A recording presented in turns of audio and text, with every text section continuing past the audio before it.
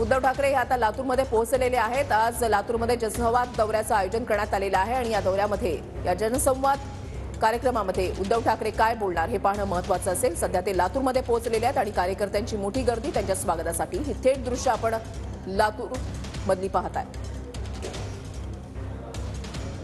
उद्धव ठाकरे धाराशिव मतदारसंघाचा दौरा करतायत आणि ठाकरेंची आज औसा, उमरगा आणि तुळापूरमध्ये सभा होणार आहे आणि लोकसभेच्या पार्श्वभूमीवर ठाकरेंचा जनसंवाद हा दौरा आहे।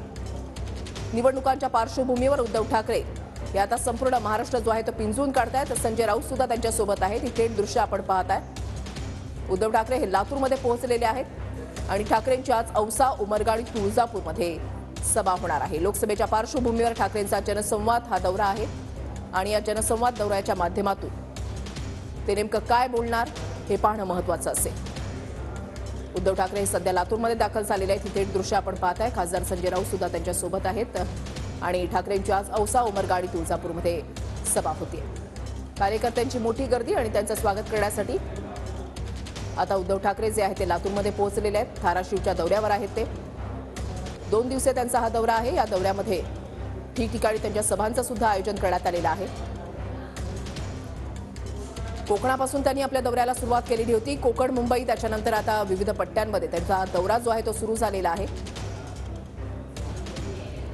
महाविकास आघाडीच्या जागावाटपाचा तिढा हा अजूनही सुटलेला नाही। मात्र तयारी जी आहे ती प्रत्येक पक्ष आपापल्या परीने करताना दिसतोय आणि त्याच पार्श्वभूमीवर त्यांचा हा दौरा याला महत्त्व प्राप्त झालेला आहे।